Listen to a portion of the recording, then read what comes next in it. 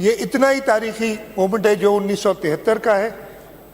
یہاں جو اپریل 2010 میں غالباً 18ویں ترمیم ہوئی تھی اور اب اکتوبر 2024 میں یہ 26ویں ترمیم سے ہم نے آئین میں اس ترمیم کے بعد پارلیمنٹ کو مزید مضبوط کیا ہے، اور پارلیمنٹ کے مضبوط ہونے کی وجہ سے اس ملک کی عوام اور مزید مضبوط ہوئی ہے.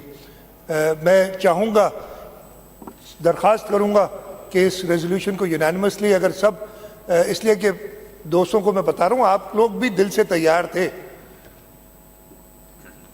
وہ آپ کی جماعت کم از کم آپ کا لیڈر جو ہے اس وقت، جو صدر ہے جماعت کا، چیئرمین ہے، جو بھی اس کو کہتے ہیں چیئرمین ہے جماعت کا، اس چیئرمین کی کہیں گے تو میں آپ کو ویڈیو کلپس دکھا دوں گا. اس نے کہا ہے کہ ہمیں کنسنسس ہے اس ڈرافٹ سے جو مولانا فضل الرحمان نے ہمیں دکھایا ہے، اور مولانا فضل الرحمان کا جو ڈرافٹ تھا وہی چیئرمین بلاول بھٹو زرداری کا ڈرافٹ تھا، اور وہی یہ فائنل ڈرافٹ ہے جو اپروو ہوا ہے. اس کے اندر صوبوں کے درمیان ایکوالٹی بھی ہوئی ہے، اس لیے کہ جو امینڈمنٹ پاس ہوئی ہے اور جو آئین کا حصہ بن گئی ہے، گزٹ ہو کے اور آئین کا حصہ بن گئی ہے، اس میں یہی لکھا ہے کہ اس کانسٹیٹیوشنل کورٹ میں چاروں صوبوں سے برابر نمبر کے ججز ہوں گے.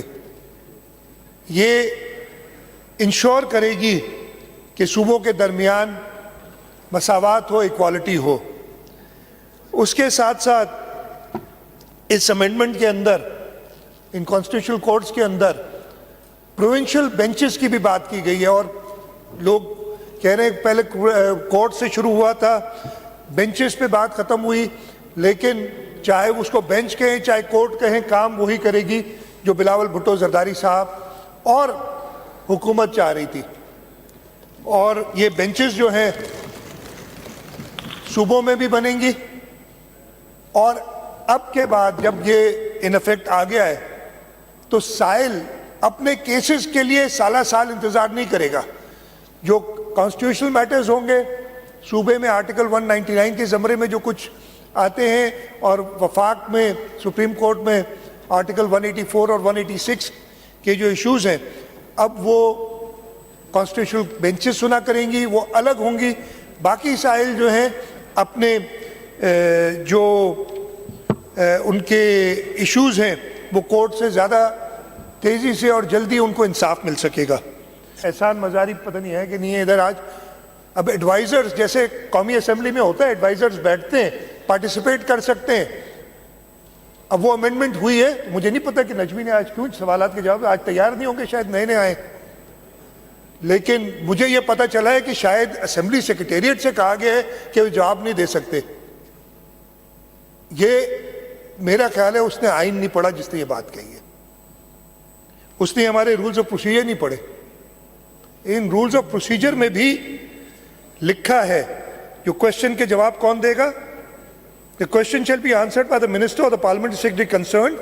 اور اس میں پرووائزو ایک ہے، provided that if the question has been asked in respect of a department to which there is no minister and the chief minister has appointed a member or as his advisor or a special assistant, the question shall be answered by such advisor or special assistant.